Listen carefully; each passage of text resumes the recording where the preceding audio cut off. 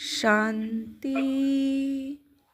28/12/2024 প্রাত মুরলি। ওম শান্তি। বাপদাদা মধুবন। মিষ্টি বাচ্চারা, বাবা এসেছেন তোমাদের সর্ব খাজানায় ভরপুর করতে, অর্থাৎ মালামাল করতে। তোমরা শুধু ঈশ্বরীয় মত অনুযায়ী চলো, ভালোভাবে পুরুষার্থ করে অবিনাশী উত্তরাধিকার। বাবা কি বলছেন? ভালোভাবে পুরুষার্থ করে অবিনাশী উত্তরাধিকার প্রাপ্ত করো, মায়ার কাছে হেরে যেও না। তো আমরা এখন যা কিছু প্রাপ্ত করছি, ধন সম্পত্তি বৈভব বস্তু, সবই বিনাশী।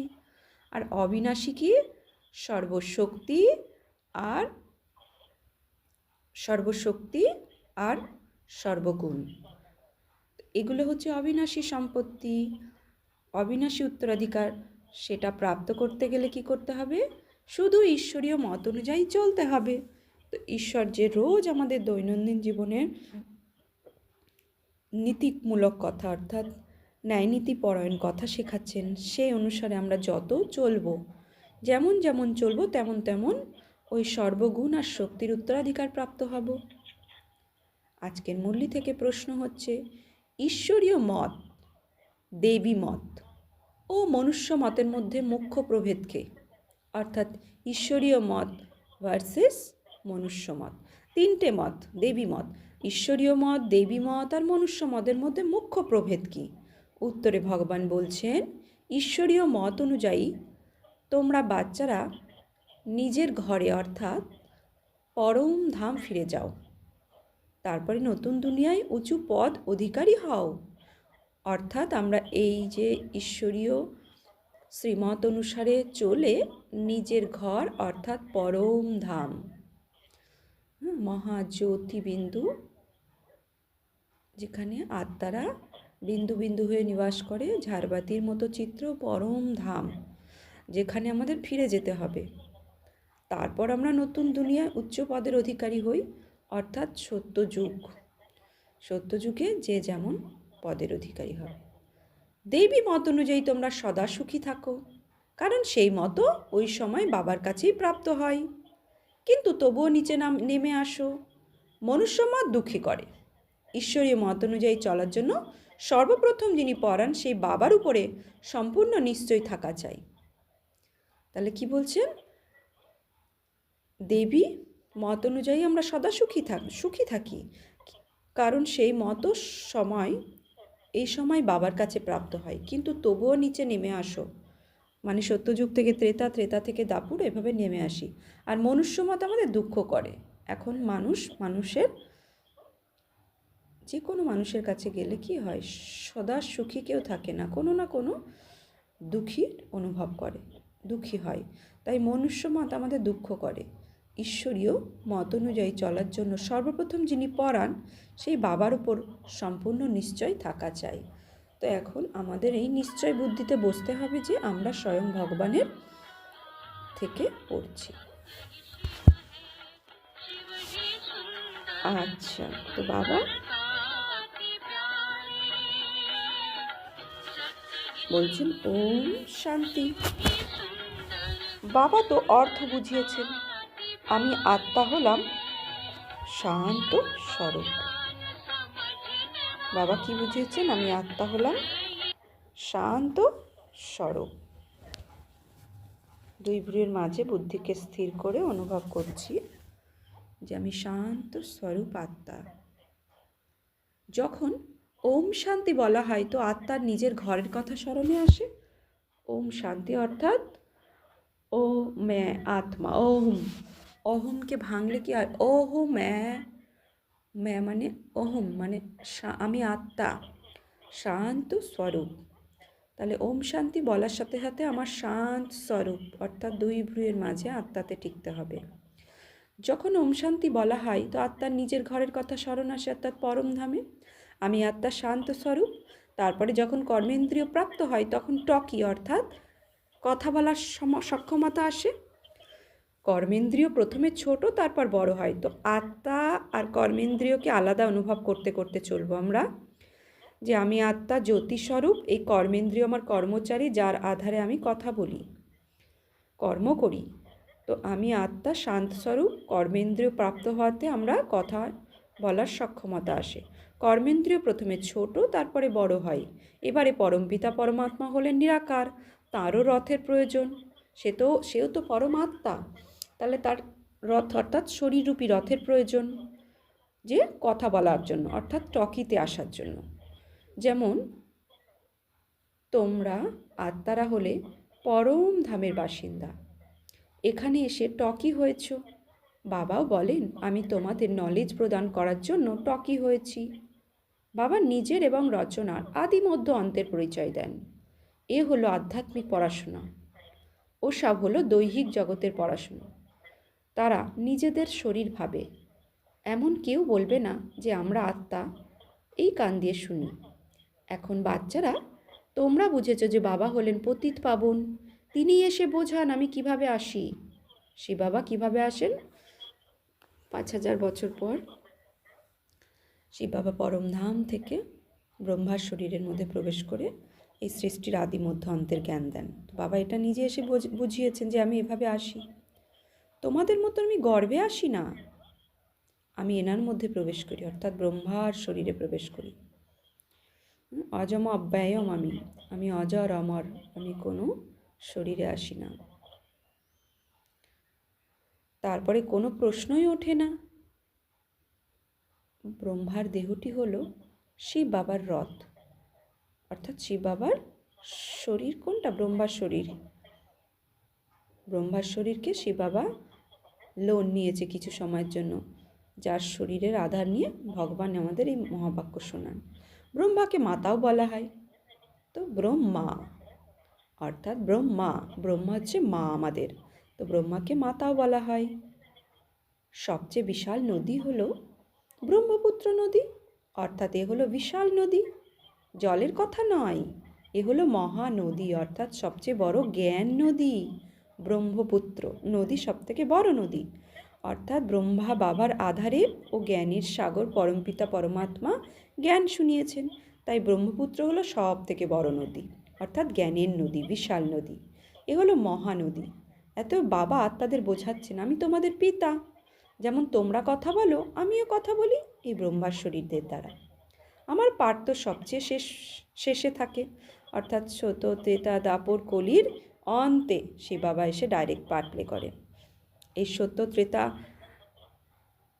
দাপর কলির যে রহস্য আমরা যেটা বিস্মৃতি হয়ে গেছি, তার আদি মধ্য অন্তের জ্ঞান ভগবান আমাদের এসে দেন ব্রহ্মার শরীরের আধার নিয়ে। আমার পাঠ তো সবচেয়ে শেষে থাকে। তোমরা যখন একেবারে পতিত হয়ে যাও, তো সত্যযুগে তো আমরা শতপ্রধান থাকি, দেবী দুনিয়া। ত্রেতা যুগেও 14 কলা থাকে। দাপরে এসে দুপুরে ভাগ হয়ে যায়, দোয়াপুর অর্থাৎ 8 কলা ধর্ম 8 কলা অধর্ম। আর কলিযুগ তো কলহা ক্লেশের যুগ, নো কলা। তো তখন ভগবানের আসতে হয়, তো কলিযুগ মানে সম্পূর্ণ পতিত দুনিয়া। তো পতিত দুনিয়াতেই ভগবান আসে কি করতে? পবিত্র করতে। তো ওই সময়ই ভগবানের পাঠ। এই লক্ষ্মীনারায়ণকে এমন কে তৈরি করেন? ঈশ্বর ব্যতীত অন্য কেউ তো হতে পারে না। অসীমের বাবাই স্বর্গের মালিক বানান, তাই না? তো পরমপিতা পরমাত্মা এসে অসীম জগতের মালিক বানান আমাদের। বাবা হলেন জ্ঞানের সাগর। দেখো দুই ভ্রুয়ের মাঝে আমি আত্মা জ্যোতিবিন্দু, আর মাথার উপর মহাজ্যোতি জ্ঞানের সাগর, তার অনন্ত শক্তির কিরণের আমাদের ভরপুর করছে। নিজের নিজের ঘর দেখো সম্পূর্ণ আলোকিত জ্যোতিতে, সবার কাছে শক্তি ভরছে। জ্ঞান সূর্য পরমপিতা পরমাত্মা মস্তক পর অনুভব হচ্ছে। তিনিই বলেন আমি মনুষ্য সৃষ্টির চৈতন্য বীজ, আমি আদি মধ্য অন্তকে জানি, আমি সত্য, আমি চৈতন্য বীজ রূপ। এই সৃষ্টিরূপী বৃক্ষের নলেজ আমার মধ্যে আছে। একেই সৃষ্টিচক্র বা ড্রামা বলা হয়। এই চক্র ঘুরতেই থাকে। জাগতিক দুনিয়ার ড্রামা 2 ঘন্টা চলে। এই ড্রামার রিল 5000 বছরের। যে সময় পার হতে থাকে 5000 বছর থেকে কম হতে থাকে, তোমরা জানো প্রথমে আমরা দেবী দেবতা ছিলাম, তারপর ধীরে ধীরে আমরা ক্ষত্রিয় কুল অর্থাৎ ত্রেতায় আসি। ওই জন্য রামের কি দেখানো হয়েছে? তীর, যোদ্ধা, তাই না? আর শ্রীকৃষ্ণের হাতে কি দেখানো হচ্ছে? বাঁশি। বাঁশি অর্থাৎ মুরলি, যেটাকে বলা হয়, যে বাঁশি মানে বাঁশির আওয়াজে কী হতো? সবার মনকে বিগলিত করতো। তো আর রামের হাতে তীর ধনুক। তো রাম অর্থাৎ ত্রেতা যুগ, ত্রেতা মানে যুদ্ধ। তো আমরা আমাদের মনস্থিতি যদি চেক করি, আমরা এখনও কি যোদ্ধা হয়ে রয়েছি নাকি সর্বদাই মন মধুর? মনের মনস্থিতি কখনো পরিস্থিতির আধারে উপর নিচ হয় না। যদি মনস্থিতি পরিস্থিতির আধারে উপর নিচ হয়, তাহলে আমি ক্ষত্রিয় অর্থাৎ যোদ্ধা হয়ে গেলাম, তাই না? যুদ্ধ করছি। ওই জন্য রামের হাতে তীর ধনুক দেখানো হয়েছে, আর শ্রীকৃষ্ণের হাতে বাঁশি। বাঁশি অর্থাৎ সদা মধুরতা। তো এই রকম ভাবনা নিয়ে আমাদের চলতে হবে, আর নিজেকে চেক করতে হবে যে ধীরে ধীরে আমরা ক্ষত্রিয় কুলে আসি। আমরা ছিলাম কলিযুগে, অর্থাৎ কলি থেকে দাপর অর্থাৎ বৈশ্য। শূদ্র মানে কলি, বৈশ্য মানে দাপর, আর ক্ষত্রিয় অর্থাৎ ত্রেতা। তো আমরা জ্ঞান পাওয়ার পরে শূদ্র থেকে তো বৈশ্য, বৈশ্য থেকে তো ক্ষত্রিয়তে এসেছি। ক্ষত্রিয় থেকে আমাদের কোন সংস্কার ভরতে হবে? সত্যযুগী দিব্য সংস্কার ভরে আমাদের সত্যযুগে আসতে হবে। তো এই হচ্ছে সিঁড়ি, যে সিঁড়ির চিত্রে আমরা জ্ঞান শুনেছি। এই কথা স্মরণ করা উচিত। আমরা শুরুতে পার্ট প্লে করেতে আসি, তখন আমরা দেবী দেবতা ছিলাম। 1250 বছর সত্যযুগে দেবী দেবতার যুগে রাজত্ব করি। সময় তো পার হতে থাকে, তারপরে 1250 ত্রেতা যুগে 2500 বছর দেবী দুনিয়া। লক্ষ বছরের কথা নয়, লক্ষ বছরের কথা তো কেউ চিন্তা করতে পারে না, কেউ চিন্তা করতেও পারে না। তোমরা বাচ্চারা বুঝেছ, আমরা এই রূপে দেবী দেবতা ছিলাম, তারপরে পার্ট প্লে করতে করতে বছরের পর বছর পার করতে করতে এখন কতগুলি বছর পার করেছি? 5000 বছর। এসে এখন সাধারণ কলহা ক্লেশযুক্ত আসুরি গুণযুক্ত মনুষ্য আত্মায় পরিণত হয়েছি। প্রতিটি জিনিস শত রজ তম হয়, অবশ্যই পুরনো হয়। তম মানে তামসিক, জঘন্য গুণাবৃত্তিতে ভরপুর। শ্রীমদ্ভগবদ্গীতাতে আছে যে শত রজ তম, ত্রিগুণাত্মিক যোগ। ও যোগে আছে শত গুণী কি, রজগুণী কি, তমগুণী, 3টে গুণেরই ডেফিনিশন দেওয়া আছে। অবশ্যই পুরনো হয়। তো এ হলো অসীম জগতের কথা। এই সব কথা ভালোভাবে বুদ্ধিতে ধারণ করে তারপর অন্যদের বোঝাতে হবে। সবাই তো একরকম নয়, নিশ্চয়ই বিভিন্নভাবে বোঝাতে হবে। চক্র বোঝানো খুব সহজ। ড্রামা ও বৃক্ষের চিত্র হলো মুখ্য, নাম হলো কল্পবৃক্ষ, তাই না? এই সত্য ত্রেতা দাপর কলি মিলে এক কল্পবৃক্ষ হয়। কল্পের আয়ু কত বছরের এই কথা কেউ জানে না। মনুষ্য মত অনেক, কল্পের আয়ু হচ্ছে 5000 বছর। কেউ কিছু বলবে, কেউ অন্য কিছু বলবে। এখন তোমরা অনেক মনুষ্য মতামত বুঝেছ, এখন এক ঈশ্বরীয় মতামত বুঝতে পারছো। কত তফাৎ! ঈশ্বরীয় মত অনুসারে তোমাদের আবার নতুন দুনিয়ায় যেতে হবে, অন্য কারোর মতের দ্বারা না। বলছে অন্য কারোর মতের দ্বারা, ঈশ্বরীয় মতের নতুন দুনিয়ায়। দেবী মত বা মনুষ্য মতের দ্বারা ফিরে যাওয়া সম্ভব নয়। তাই দেবী দেবতা আমাদের ফিরিয়ে নিয়ে যেতে পারবে না, মনুষ্য মতও ফিরিয়ে নিয়ে যেতে পারবে না। একমাত্র পরমপিতা পরমাত্মা, যাকে ঈশ্বর গড ভগবান বলা হয়, সে পরমধাম থেকে যখন আসবে তখন সে আমাদের পরমধামে ফিরিয়ে নিয়ে যাবে। দেবী মতের আধারে তোমরা নিচে নেমে আসো, কারণ গুণ বা কলা কম হয়ে যায়। সত্যযুগে তো দেবী দেবতা ছিলাম, তো তার মতের আধারে ধীরে ধীরে আমরা কি হয়েছি? সত্য থেকে ত্রেতা, ত্রেতা থেকে দাপর, দাপর থেকে কলিযুগে চলে এসেছি। আসুরি মতে দুঃখ হচ্ছে, আর কলিযুগে এসে সবই অসুরি মত। তো দুঃখ আর দুঃখ, দেবী মত এই সময় বাবার দ্বারা প্রদান করা হয়। তাই তোমরা সুখী থাকো। অসীম জগতের বাবা কত দূর থেকে আসেন। মনুষ্য ধন উপার্জনের জন্য বাইরে যায়। যখন অনেক ধন একত্রিত হয় তখন ফিরে আসে। বাবাও বলেন, বাচ্চারা আমি তোমাদের জন্য বিশাল খাজানা নিয়ে আসি, কারণ জানি তোমাদেরকে অনেক কিছু দিয়েছিলাম, সেসব তোমরা হারিয়েছ। সত্যযুগে আমাদের কত সুন্দর দুনিয়া দিয়েছিল, কত দিব্য গুণ দিয়ে সাজিয়ে দিয়েছিল, কিন্তু আমরা অভিনয় করতে করতে সব হারিয়ে ফেলেছি।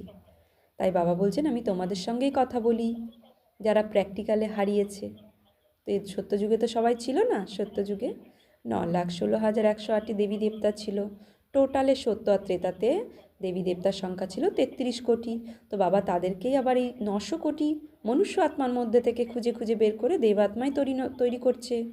তাই বাবা বলছেন যে আমি তাদের সাথেই কথা বলি যারা প্র্যাকটিক্যালি দেবী গুণ আর সর্বশক্তি হারিয়েছে। 5,000 বছরের কথা তোমাদের মনে আছে তাই না? ওরা তো ভুলে গেছে। তোমরা বলো হ্যাঁ বাবা, 5,000 বছর পূর্বে আপনার সঙ্গে দেখা হয়েছিল, আপনি উত্তরাধিকার দিয়েছিলেন। এখন তোমাদের মনে পড়েছে যথাযথভাবে অসীম জগতের পিতার কাছে অসীমের উত্তরাধিকারী প্রাপ্ত হয়েছিল। বাবা আপনার কাছে নতুন দুনিয়ার রাজত্বের উত্তরাধিকার প্রাপ্ত হয়েছিল, সত্যযুগে দুনিয়ার প্রাপ্ত হয়েছিল, তারপর ধীরে ধীরে সেটা খুইয়ে নিয়েছি আমরা। তো ভগবান এসেছে আবার নতুন রাজত্ব দিতে আমাদের। সবাই তো পাবে না, না? যারা দেব আত্মা, যারা দেবী গুণধারী আত্মা, তাদেরই এই দেবী গুণ ইমার্জ হবে, ভগবানের জ্ঞান তার বুদ্ধিতে টিকবে। আবার পুরুষার্থ করো, এমন বলবে না বাবা মায়ার ভূতেরা আমাদের হারিয়ে দিয়েছে, দেহ অভিমানের পরেই তোমরা মায়ের কাছে হেরে যাও, লোভ করে থাকো, ঘুষ নিয়ে থাকো। কোনো রকম অসমর্থ থাকলে অন্য কথা, বাবা জানেন লোভ ব্যতীত পেট পুজো হবে না, অসুবিধা নেই, খেতে চাইলে খাও, কিন্তু কোথাও ফেঁসে যেও না, না হলে তোমাদের দুঃখ হবে। টাকা পেলে খুশি হবে, কোথাও বাবা কি বলছেন যে টাকা পেলে খুশি হবে, কোথাও পুলিশ ধরে নিলে জেলে যেতে হবে, এমন কাজ করো না, তার দায়িত্ব আমার নয়। পাপ করলে জেলে যেতে হয়, সেখানে তো জেল ইত্যাদি হয় না। এতএব ড্রামার প্ল্যান অনুযায়ী কল্প পূর্বে তোমরা যে উত্তরাধিকার প্রাপ্ত করো 21 জন্ম, সেই সব আবার নেবে। পুরো রাজধানী তৈরি হয়, গরিব প্রজা ধনী প্রজা, কিন্তু সেখানে দুঃখ নেই। বাবা এই বিষয়ে গ্যারেন্টি দেন। বাবা কি বলছেন? বাবা এই বিষয়ে গ্যারেন্টি দেন। তো বাবা ধনী কে হবে, গরিব প্রজা কে হবে, এই বিষয়ে বাবা কি বলেন? গ্যারেন্টি দেন।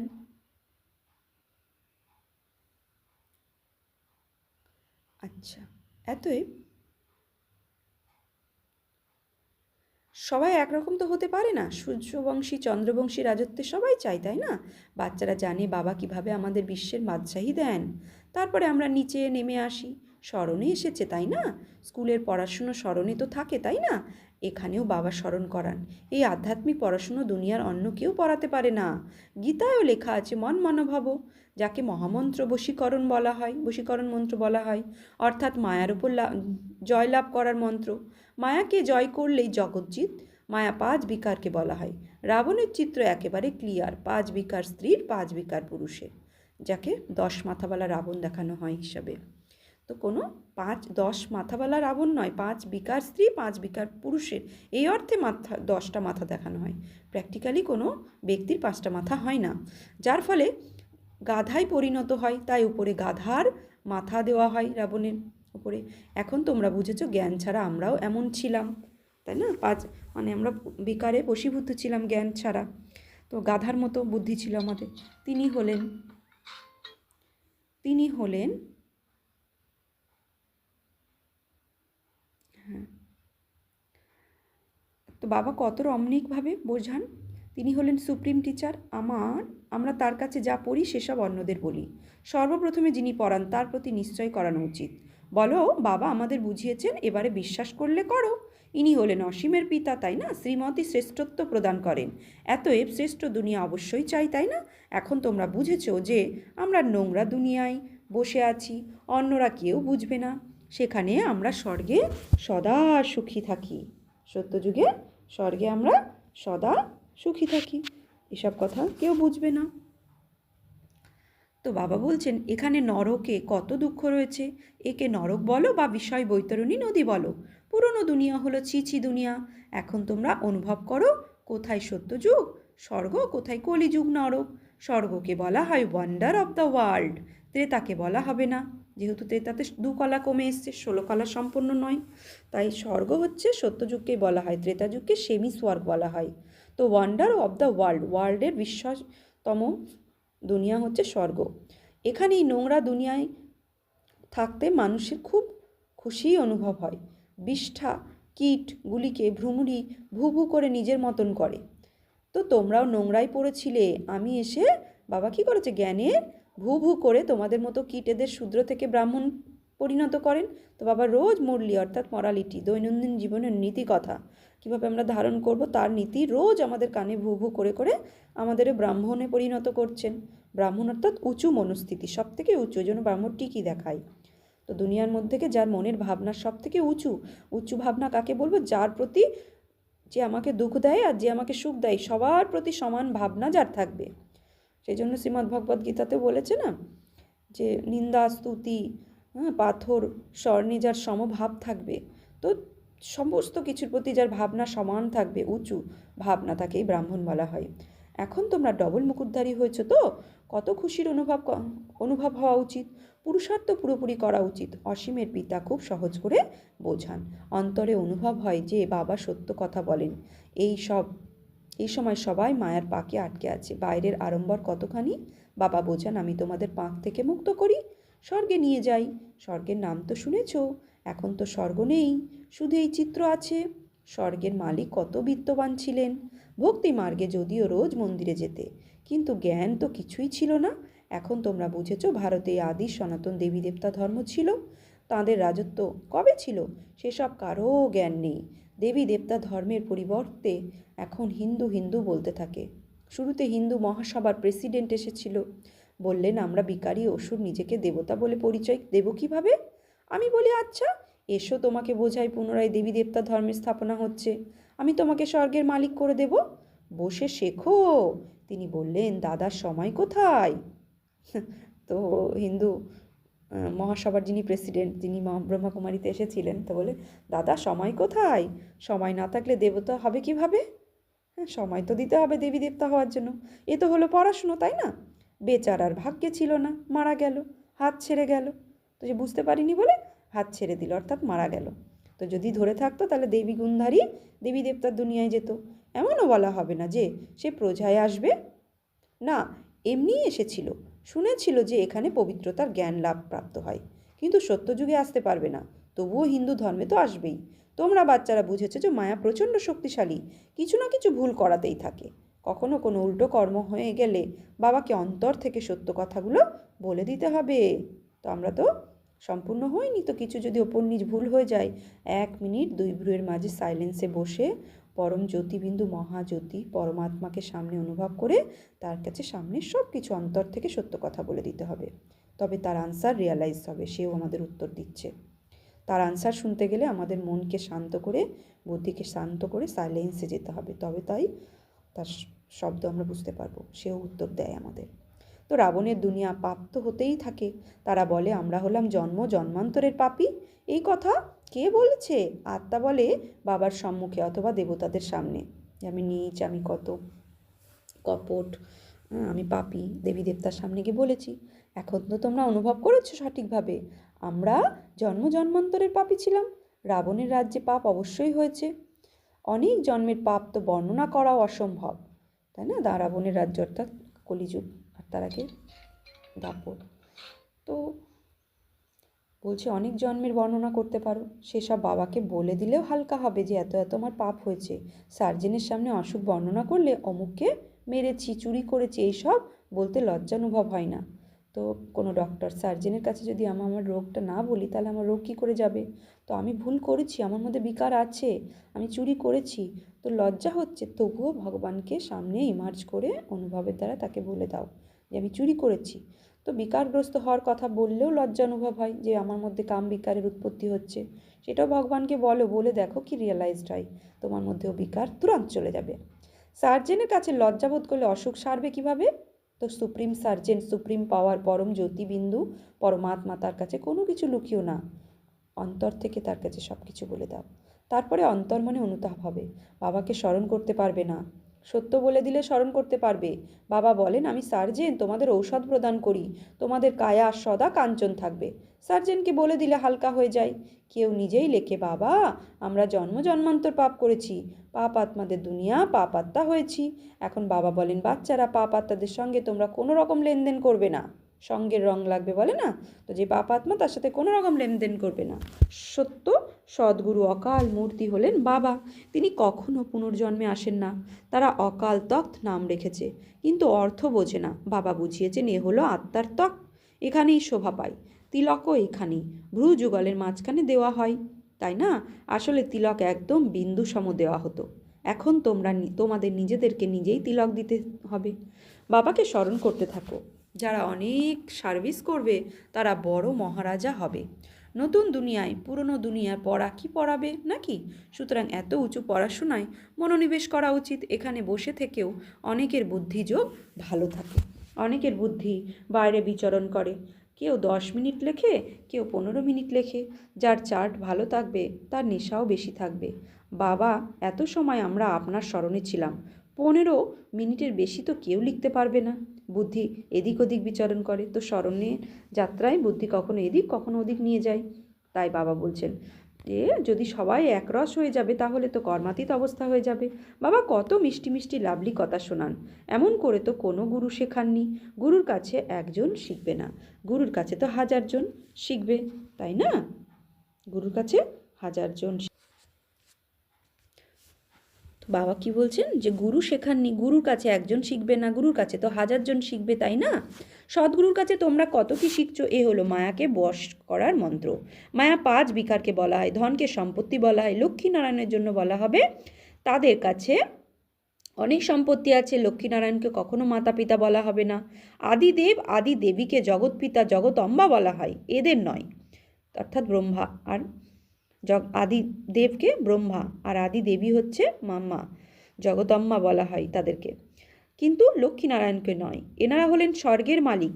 তো ব্রহ্মা আর জগৎ মাতা জগদম্বা যিনি পুরুষার্থ করে সত্যযুগের লক্ষ্মীনারায়ণ হচ্ছে, তাই ইনি দেবী দেবতা, অর্থাৎ লক্ষ্মীনারায়ণ হচ্ছে জগতের স্বর্গের মালিক। অবিনাশী জ্ঞানধন নিয়ে আমরা বিত্তবান হই। তো অবিনাশী যে জ্ঞানধন রোজ আমরা নিচ্ছি, এতে আমরা কী হই? বিত্তবান হই। তো অম্বার কাছে অনেক মনস্কামনা নিয়ে যাই। লক্ষ্মীর কাছেও ধন লাভের আশায় অনেক কিছু নয়, ধন লাভের আশায় যাই। তাহলে বড় কে হলেন এই কথা কেউ জানে না। অম্বার কাছে কি প্রাপ্তি হয় আর লক্ষ্মীর কাছে কি প্রাপ্তি হয়? লক্ষ্মীর কাছে শুধু ধন চাওয়া হয়, আর অম্বার কাছে তোমরা সব কিছু প্রাপ্ত করো। হ্যাঁ, শক্তি, সর্বগুণ আর ধন সম্পত্তি তো শত হয়ে চলে আসে। অম্বার নাম বেশি কারণ মাতাদের বেশি দুঃখ সহ্য করতে হয়, ওই জন্য জগদম্বা নাম বেশি, তাই মাতাদের নাম বেশি হয়। আচ্ছা, তবুও বাবা বলেন বাবাকে স্মরণ করো তো পবিত্র হবে। চক্রকে স্মরণ করো, দেবীগুণ ধারণ করো, অনেককে নিজের মতন বানাও। তোমরা গড ফাদারের স্টুডেন্ট, কল্প পূর্বে ছিলে, এখন আবার সেই উদ্দেশ্যের সামনে আছে। এ হলো সত্য নারায়ণের এ হলো সত্য নর থেকে নারায়ণ হওয়ার কথা। নারায়ণ কথাতে আছে না, নর থেকে নারায়ণ আর নারী থেকে লক্ষ্মী কিভাবে হয় তার কথা। তো এই রোজ আমরা সত্য নারায়ণের কথা শুনছি, কি করে নর থেকে নারায়ণ হব। এই সত্য কথার দ্বারাই আমরা নর থেকে নারায়ণ আর লক্ষ্মী, নারী থেকে লক্ষ্মী হয়ে যাব। আচ্ছা, মিষ্টি মিষ্টি হারানিধি বাচ্চাদের প্রতি মাত পিতা বাপ দাদার স্মরণে স্নেহ সুমন আর সুপ্রভাত। আত্মাদের পিতা তার আত্মারূপী বাচ্চাদের জানাচ্ছে নমস্কার। আমরা আত্মারূপী বাচ্চারা আত্মারূপী বাপ দাদাকেও জানাচ্ছি নমস্কার, সুপ্রভাত, ধন্যবাদ। ধারণার জন্য মুখ্য সার 1, সার্জেনের কাছে নিজের অসুখ কখনো লুকাবে না। মায়ার ভূতের হাত থেকে নিজেকে রক্ষা করতে হবে। নিজেকে রাজ তিলক প্রদান করতে সার্ভিস নিশ্চয়ই করতে হবে। 2, নিজেকে অবিনাশী জ্ঞান ধনে বিত্তবান করতে হবে। এখন পাপ আত্মাদের সঙ্গে কোনো রকম লেনদেন করবে না, পড়াশোনায় মনোনিবেশ করতে হবে। বরদান, এই কল্যাণকারী যুগে সকলের কল্যাণ করে প্রকৃতি জিত মায়াজিত ভব।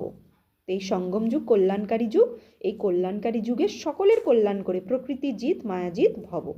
সঙ্গম যুগে কল্যাণকারী যুগ বলা হয়। এই যুগে সদা এই সমান যেন স্মরণে থাকে যে আমি হলাম কল্যাণকারী আত্মা। আমার কর্তব্য হলো প্রথমে নিজের কল্যাণ করা, তারপরে সকলের কল্যাণ করা। শুধু মনুষ্য আত্মাদের নয়, আমরা প্রকৃতির কল্যাণ করি, এই জন্য প্রকৃতি জিত মায়াজিত বলা হয়। যখন আত্মা পুরুষ প্রকৃতিজিৎ হয়ে যায় তখন প্রকৃতির সুখদায়ী হয়ে যায়। তারা প্রকৃতি বা মায়ার দোলাচলে আসে না, তাদের ওপর অকল্যাণের বায়ুমণ্ডলের প্রভাব পড়বে না। স্লোগান, একে অপরের চিন্তাভাবনাকে সম্মান দাও, তাহলে মাননীয় হয়ে যাবে। একে অপরের চিন্তাভাবনাকে সম্মান দাও, তাহলেই মাননীয় হয়ে যাবে। তো আজকে সমান নেব আমি প্রকৃতিজিৎ মায়াজিৎ আত্মা ভব। আচ্ছা, ওম শান্তি।